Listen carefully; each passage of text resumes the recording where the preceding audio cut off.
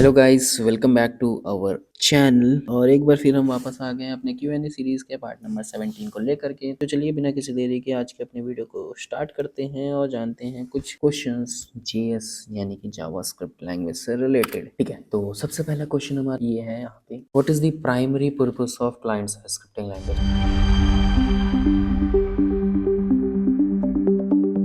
जब देखो JS है भैया, थोड़ा सा क्लाइंट साइड स्क्रिप्टिंग लैंग्वेज के बारे में भी जानेंगे हम। तो सबसे प्राइमरी पर्पस क्या होता है किसी भी क्लाइंट साइड स्क्रिप्टिंग लैंग्वेज का। ठीक है, क्लाइंट साइड स्क्रिप्टिंग लैंग्वेज एक बार मैं एक्सप्लेन कर दूं आपको। ये वो स्क्रिप्टिंग लैंग्वेज है जो कि किसी ब्राउजर की तरफ से रन कराई जाती है और ये क्लाइंट के ब्राउजर पर ही हमेशा रन होती है। ठीक है, तो ऑप्शंस आपके सामने है भैया। To communicate with the server, to run scripts on the clients browser, to manipulate database, to store data on the server. तो यहाँ पे अगर मैं बात करूँ तो to communicate with server, server से कम्युनिकेट करने के लिए क्लाइंट साइड स्क्रिप्टिंग का यूज़ नहीं होता है। टू मैनिपुलेट डेटाबेस, डेटाबेस को मैनिपुलेट करने के लिए भी हमारा यहाँ पे client side scripting language use नहीं होती है। To store data on the server, server पे डेटा स्टोर करने के लिए भी हमारी क्लाइंट साइड स्क्रिप्टिंग लैंग्वेज नहीं यूज़ की जाती है। इन तीनों पर्पस के लिए हमारा यहाँ पे server side scripting language work करती है। तो ऑप्शन नंबर बी यहाँ पे हमारा होगा right answer. To run scripts on client's browser, client के ब्राउजर पे स्क्रिप्ट को रन कराना है तो यहाँ पे हम क्लाइंट साइड स्क्रिप्टिंग का यूज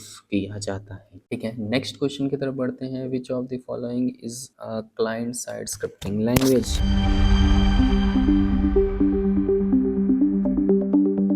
इनमें से कौन सी एक ऐसी लैंग्वेज है जो कि क्लाइंट साइड स्क्रिप्टिंग लैंग्वेज है। तो भैया आंसर आपका है जावास्क्रिप्ट। जावास्क्रिप्ट लैंग्वेज यहाँ पे क्लाइंट साइड स्क्रिप्टिंग लैंग्वेज है जिसका यूज होता है क्लाइंट की साइड यानी कि ब्राउजर पे रन करना किसी भी प्रोग्राम को। इसके अलावा option A, B and C, Java, PHP and SQL, ये तीनों ही लैंग्वेज हमारी सर्वर साइड स्क्रिप्टिंग लैंग्वेज होती है। तो आई होप आपको समझ में आया होगा। नेक्स्ट क्वेश्चन की तरफ बढ़ते हैं अपने। Which of the following are advantage of client side scripting language.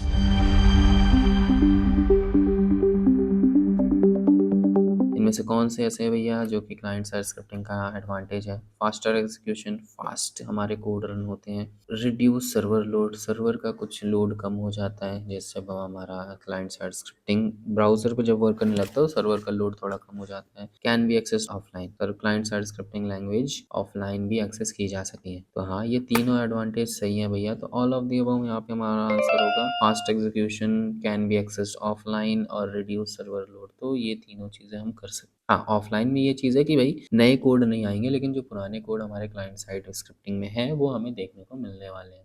Okay, next question की तरफ बढ़ते हैं। Which of the following keywords is used to declare a variable in JavaScript. JavaScript में वेरिएबल्स डिक्लेयर करने के लिए किस कीवर्ड का यूज करते हैं। लेट, वार एंड कॉन्स्ट, ये तीनों ही कीवर्ड यहाँ पे यूज किए जाते हैं किसी भी तरीके का वेरिएबल डिक्लेयर करने के लिए। तो आंसर हमारा डी राइट आंसर होने वाला है। लेट, वार, कॉन्स्ट, इन तीनों का यूज हम यहाँ पे वेरिएबल डिक्लेयर करने के लिए करते हैं। वार कीवर्ड हमारा बहुत पुराने टाइम से चलता आ रहा है, जब से हमारी जावास्क्रिप्ट बनी है। लेट और कॉन्स्ट अभी हाल ही में 2015 के आसपास में आया है भैया, तब से लेट और कॉन्स्ट का ही यूज किया जाता है किसी भी वेबसाइट में वेरिएबल्स डिक्लेयर करने के लिए। Okay, next question. What is the default value of uninitialized variable in JavaScript.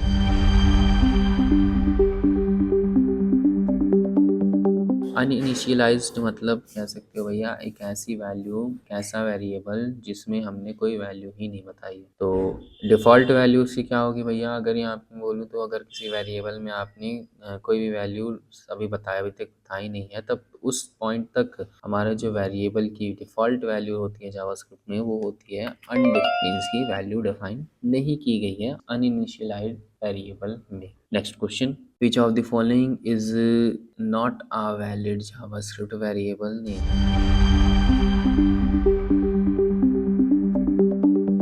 Valid name नहीं है जावास्क्रिप्ट वेरिएबल का। तो अगर मैं बोलूँ भैया जावास्क्रिप्ट वेरिएबल्स हम कैसे डिक्लेयर कर सकते हैं, तो यहाँ पे हमेशा ध्यान देना, कभी भी आप वेरिएबल डिक्लेयर कर रहे हो तो वेरिएबल का नाम हमेशा स्टार्ट हो सकता है या तो किसी अल्फ़ाबेट से या किसी अंडरस्कोर सिंबल से या तो किसी डॉलर सिंबल से। ठीक है, बट वेरिएबल का नाम कभी भी नंबर वैल्यू से स्टार्ट नहीं हो सकता है, ठीक है। तो उसके अकॉर्डिंग यहाँ पे हमारा जो ऑप्शन नंबर सी है वो राइट आंसर है, मतलब ये एक वैलिड जावास्क्रिप्ट वेरिएबल नेम नहीं है क्योंकि ये नंबर से स्टार्ट, ठीक है। तो option number C is right. Next question, which of the following types can be used to declare a constant in JavaScript. किसी भी वेरिएबल को डिक्लेयर करने के लिए ऐसा कौन सा कीवर्ड है जो कि कांस्टेंट वेरिएबल्स डिक्लेयर करने वाला है। Let, const, var and static, ठीक है। कांस्टेंट का अगर मैं मतलब बोलूँ तो एक ऐसा वेरिएबल जो कि कभी भी बदला ना जा सके। तो यहाँ पे अगर मैं बात करूँ, हमारा जो कॉन्स्ट कीवर्ड है वो कांस्टेंट वेरिएबल्स डिक्लेयर करने के काम आता है, यानी कि इसे कोई भी बदल नहीं सकता, ना ही बदल सकता है ना ही अपडेट कर सकता है। बट लेट में हम वेरिएबल्स को अपडेट कर सकते हैं, वार में हम वेरिएबल्स को अपडेट और बदल सकते हैं आराम से, बट कॉन्स्ट में ऐसा नहीं होता। और स्टैटिक, भैया स्टैटिक तो कीवर्ड लगाए बिना यूज वेरिएबल्स डिक्लेरेशन वाली बात है, तो यहाँ पे भी चेंजेस आराम से हो सकते हैं, but const keyword constant variables declaration के काम आता है। Okay, next question, question number 8, what will the output of the following code.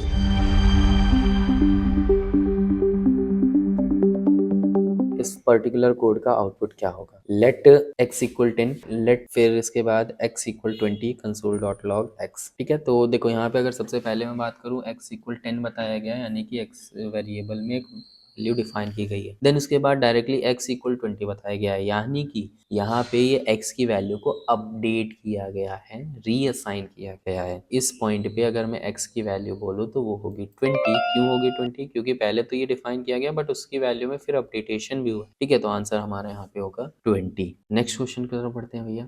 Which of the following is a comparison operator in JavaScript.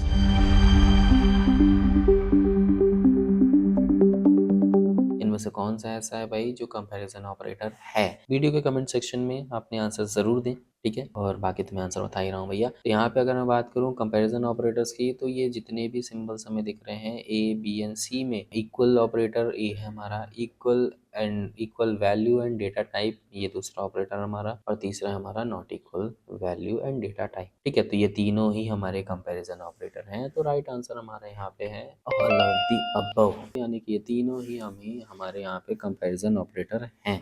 Next question की तरफ बढ़ते हैं। Next question हमारा है, what does the plus operator do when used with strings in JavaScript.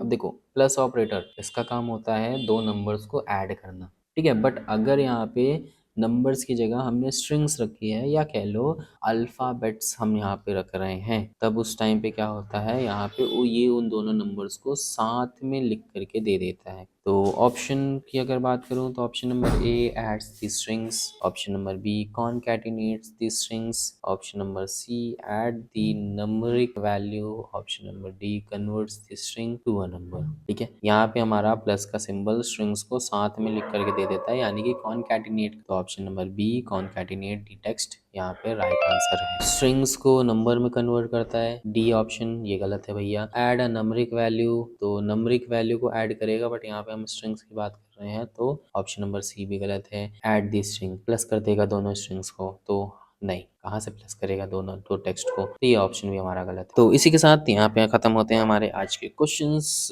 तो मिलते हैं अपनी नेक्स्ट वीडियो में, तब तक के लिए tata bye bye, have a great day.